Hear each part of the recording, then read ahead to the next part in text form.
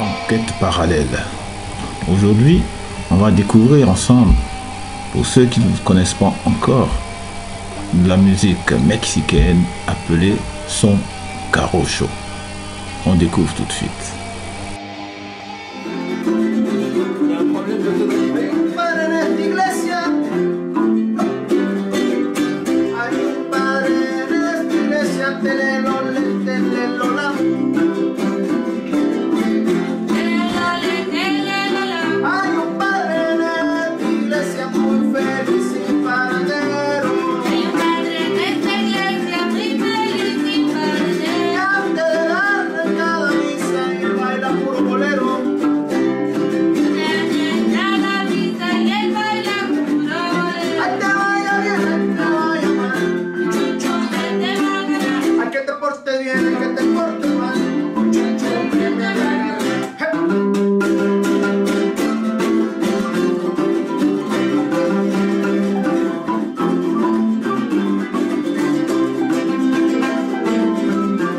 C'est cello et je fais normalement de la Leona avec Alan et Lola, et donc ça c'est une petite Leona. La Leona c'est un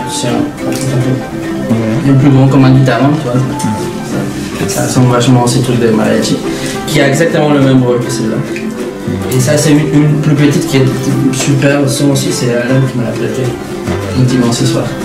Et donc bon, c'est un peu de la musique, c'est ce qui fait, c'est ce que moi j'aime dans cette musique, son jarocho, c'est les instruments, les timbres, ces instruments, par exemple ceux qu'ils ont eux, les jaranas, c'est assez unique, c'est riche, et après plein d'instruments à cordes comme celui-ci, du plus grave au plus aigu, toi, je sais pas combien il y en a. Pas beaucoup. Pero guardando carbón se me sa. Non, je veux dire, oui, avec les tessitures, tu vois. Un cancel. Entre jarana. Non, je parlais des cordes, je veux dire. Mandolin, basse et ça, que s'appelle jarana. Et un cancel, c'est moi. Jarocho. Son que c'est là, c'est les mots pour dire du son quoi, du son. C'est pour dire son style. Son cubain, on dit son. C'est pour. Jarocho, c'est parce que les gens de la région de Veracruz, on les appelle les jarochos, les jarochas. C'est pour ça. C'est une musique qui est née de la rencontre de la conquête des Amériques. Il y a des influences qui se sont pas trop dit que c'était notamment l'influence espagnole, indienne. Ça parlait beaucoup de l'influence africaine de ces musiques. Et c'est vrai que depuis pas longtemps, il ne s'avait pas trop parlé, ça parlait de l'influence de l'Andalousie, mais pas de la musique de l'influence arabe et pas de l'influence juive. Juif dans ces musiques, voilà, il y avait un peu tout ça. C'est un mélange de plein de choses. Mais c'est vrai qu'ils ont la tendance à parler de l'influence espagnole comme un conglomérat de communautés, on ne sait pas si c'est arabe, espagnol, occidental, européen occidental ou c'est juif, on ne sait pas.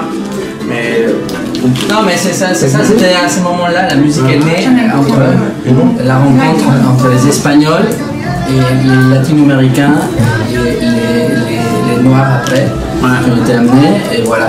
Et donc du coup, l'Espagne à ce moment-là, ils sortaient des 800 ans de présence morts, voilà. Donc ça avait plein de cultures. Et en même temps, il y avait les juifs séfarades qui ont été virés au même moment, tu vois, par le même roi, par la catholique. C'est vrai que ça. Donc, voilà. Donc, ces Espagnols arrivant au Mexique, ils ont ramené tout ce qui s'est passé chez eux à ce moment-là. Ouais.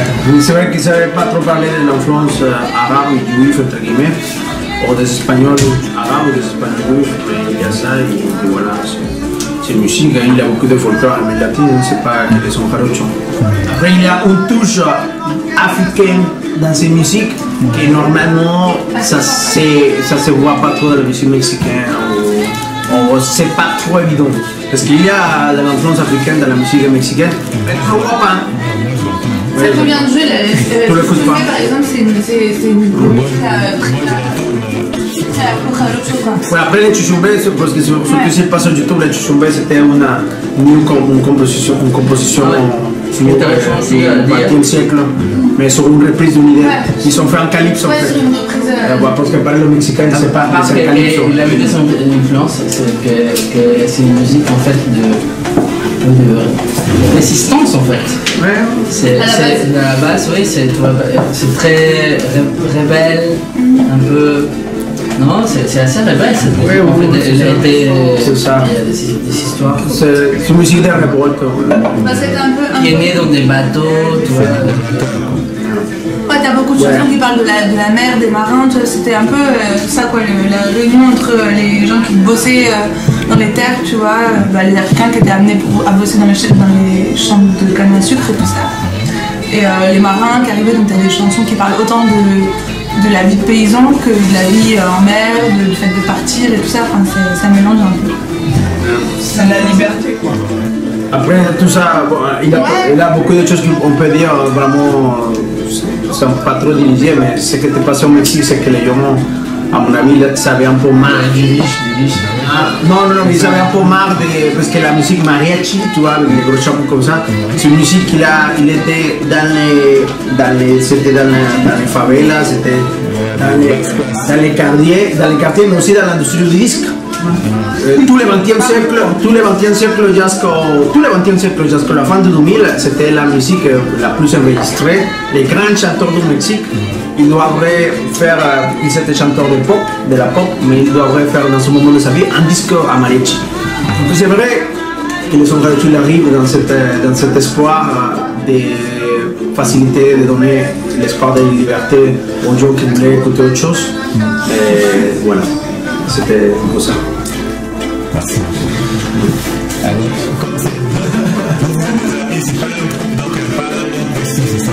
Si. Non, pas nous. Non, ben nous, c'est Lola, ça fait plus d'un an que je crois qu'on s'est pas vu. Ouais. On s'est rencontrés. Avant, ça s'appelait le projet Cascabel. Mais moi, avec Alan, j'ai travaillé un certain nombre d'années. Cello. Et c'est l'ancien Cascabel, mais c'est le Cascabel de Njoui ou c'est le Cascabel C'est les anciens combattants de C'est les fondateurs un peu de Cascabel. Non, de Marcelo. Mais c'est le Cascabel au milieu de la guerre. C'est moi. De la guerre. C'est toi le roi, c'est ça. C'est quoi Au milieu de les la... Cascabel? Cascabel, c'est le nom de notre groupe. Et Cascabel, ça veut dire plusieurs choses. Ça veut dire, par exemple, la serpent en sonnette. Sonnette, ça veut dire sonnette en fait. Mais c'est toujours comme dans ces chansons, il y a toujours un double sens. Ça veut dire se réveiller quoi. Qu'est-ce que tu veux dire du Cascabel La Cascabel, non, c'est la sonnette de la serpente. Non, là, on va partir dans des mysticismes. Attends, on va quelque chose. Mais c'est que c'est important aussi à dire parce que pourquoi pas, non? Effectivement, les son jarochos, il n'est pas connu en Europe, c'est vrai. Et les musiciens de son jarochos sont marginaux. Ils sont même là-bas. Ils sont marginaux et donc vous avez l'opportunité à travers ces vidéos qui vont se transmettre d'écouter ces belles musiques que peut-être en 30 ans ce sera bien connu en Europe mais pas encore. Mais il y a un truc aussi qu'il faut dire, franchement c'est important de dire que c'est une musique très codifiée en fait finalement. Et en fait les gens là-bas ils aiment pas trop que les grands maîtres là-bas dans l'état de Veracruz, ils n'aiment pas trop qu'il y ait des groupes un peu partout parce que en fait c'est plutôt l'expérience du fandango, c'est cette fête populaire où tout le monde se retrouve et en fait tout le monde participe, il y a un peu de ça. Ouais, c'est ça. Ça c'est démocratique. Et c'est intéressant au niveau esthétique parce qu'il y a cette il casse cette barrière entre spectateur et artiste vraiment, et en fait toi tu arrives et assez vite tu peux faire 3 accords dans cette chose, assez rapidement tu peux participer à ces trucs là. Mais c'est ça que c'est intéressant de dire, je te laisse tout la parole, c'est que par exemple un exemple de la musique brésilienne, parce que j'ai bien écouté samba par exemple brésilien, là il y a des collectifs de toute la France qui pour les bien ou pour les pires, ils sont là, ils construisent une musique ensemble dans l'amateur et dans la scène. Mais avec les sons jarochos, dans tout l'Europe entière, il n'existe pas ça encore. Il n'y a Non, pas. si, il y a même pas des... Oui, mais pas. Il a. Après, c'est le délire des rajouter de s'embrouiller tout le temps entre quoi. Voilà. Que ce soit à Denver Cruz ou en Ouais, Europe, ça, c'est partout, vrai. ça, Mais c'est il n'y a pas pas. c'est une autre histoire. Il n'y a pas. Bon, après, la samba, c'est pas le meilleur exemple. Il n'y a pas un exemple d'Amérique latine. Mais il n'y a pas cette possibilité. Pas devant la caméra. Il faut dire que ce projet, il va se voir dans quelques décennies, ça sera une réalité. À ce moment. Parler des stars, c'est des vraies stars. Non, mais tu vois, ça fait référence à ce que je disais tout à l'heure, c'est qu'en fait, l'esprit, c'est pas faire. Justement, l'esprit, c'est pas faire des stars, c'est pas. C'est même faire des concerts en fait. C'est même pas faire faire des Il y a des échanges, quoi, des Faire des fêtes, fêtes, tout le monde participe quoi. Tout le monde Comme la première chanson, Fonctionnel, qu'on a comme connue, chez toi, en Côte d'Ivoire, j'imagine qu'il y a encore des moments musicaux qui font partie de la vie quotidienne, parce que c'est pas un truc extérieur. Voilà, Ouais, non, mais j'aime bien la question que tu as posée vraiment parce que ça nous aide un peu à casser toute notre histoire en Europe précaire dans ce style. Mais effectivement, il y a des stars, il y a des stars, des gens notamment qui ont fait des compositions que tout le monde joue. Il y a quelques stars qui sont reconnus pour être de bons musiciens et qui ont fait pas trop de compositions. Il y a des stars qui sont reconnus pour être de bons musiciens, mais surtout ils ont fait des compositions. Il y a des stars qui sont des stars de la tradition, ça dépend des stars. Pour donner quelques noms, il y a les stars majeures, à mon avis, que c'est Patricio Hidalgo, parce que lui, il a composé les chansons que tout le monde joue. Il a fait c'est le neveu d'un. et peut-être ces chansons, ils vont se jouer 3 siècles, tu vois, ils vont se jouer longtemps. C'est ce que c'est ton nom. Il a des stars dans le type la mandoline qui s'appelle requinto. Et là, il y a des gens qui sont fait peut-être de moins de composition, il y a des autres stars, ça s'arrête pas. Mais en revenant à l'histoire de cette musique, c'est que, donc on a dit, elle arrive avec les bateaux, les Espagnols, tout ça. Et après, en fait, elle reste isolée à l'intérieur des terres, c'était pas dans le port. Et pendant plusieurs siècles, elle était dans les terres, mais où personne ne la connaissait. Toi. Même au Mexique, on a attendu les années 50 pour aller chanter. Et en fait, à un moment, ça a failli s'arrêter complètement. C'est-à-dire qu'il n'y avait plus des gens, presque plus des gens qui savaient jouer et qui fabriquaient. Parce qu'à la base, toi, ils le font avec des machettes. Tu vois. La mienne, elle est taillée à la machette. Et donc il y avait presque plus, et donc il y a eu un mouvement de récupération, et ils ont commencé à diffuser, et voilà.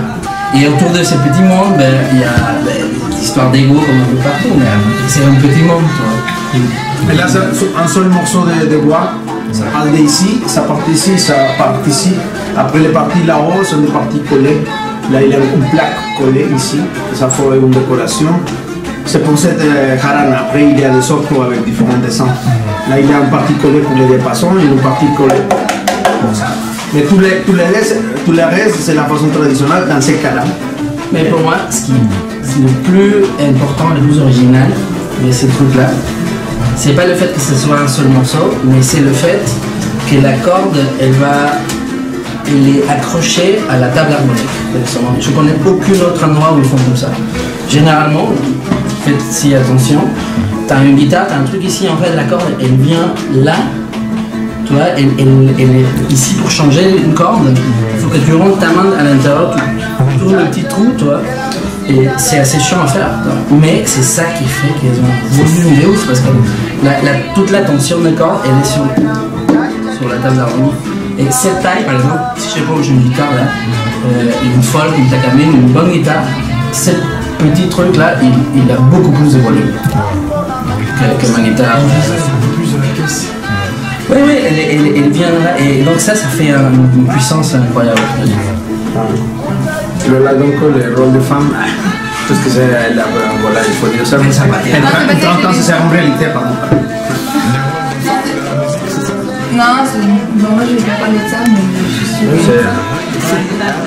Non, mais parle d'autre chose, quoi. Non, mais je ne sais pas. Quelque chose qui t'intéresse de parler sur ça. Je pense qu'à la base, il n'y avait pas trop. Déjà, les femmes, elles n'étaient pas instrumentistes, hein, normalement. Ça se danse aussi. Tout à l'heure, je suis sûre que je danserai un petit peu comme ça. Les femmes, au départ, elles dansaient surtout. Après, elles ont commencé à chanter et ça fait très peu de temps qu'elles sont instrumentistes. Et qu'elles jouent aussi, tu vois, les instruments comme le requinto ou la leona, qui sont les instruments mélodiques, quoi, qui font les lignes de basse ou de mélodie. À la base, c'était vraiment réservé aux hommes. Et même je pense qu'au départ, dans les fandango, les femmes elles chantaient presque pas. Non, ben, c'est codifié, tu vois, ce que je disais tout à l'heure, c'est bien codifié, il y a des sones de pareja, il y a des sones sur tout le monde, non? Après, moi, je connais pas bien. Oui, il y a les sones de femmes et les sones à couple, c'est comme ça. Et donc, les sones à C'est quand couple, tu danses, quoi, en fait. à couple, et normalement, il y a le moment pour l'improvisation, l'opportunité pour faire l'improvisation, que c'est un truc qu'on n'avait pas parlé, mais c'est absolument important. C'est que c'est important de tout ça qu'on n'est pas là, c'est les balles. C'est un bal à percussion dans lequel, par contre là, les veracruzanos se les réputés comme les meilleurs. Ils peut-être les meilleurs parmi les meilleurs d'Amérique latine. Et voilà, ils sont une proximité avec la danse flamenco, ils sont costauds et voilà. C'est bon. Merci à toi, et toi, tu danses? Allez. Maintenant, on va écouter la musique.